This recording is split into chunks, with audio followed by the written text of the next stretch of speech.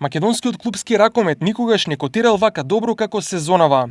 Благодарение на успехот на Вардар, кој стана европски првак 2 пати во 3 години, а 3 пати поред играше на F4 турнирот, нашата земја го има третиот највисок клупски рейтинг во машки ракомет. Европската ракометна федерација деновиве ја објави ранг листата за европските надпреварувања за сезоната 2020-2021. Одличниот коефициент за кој заслуги имаат и Еврофарм работник и металург ни донесе место веднаш зад Франција и Германија. Зад нашиот коефициент се наоѓаат Унгарија и Шпанија, кои секогаш во минатото беа подобри од нас. Годинава Македонија пријави 2 екипи во групната фаза на Лигата на шампионите и 3 во квалификациите на ЕХФ купот.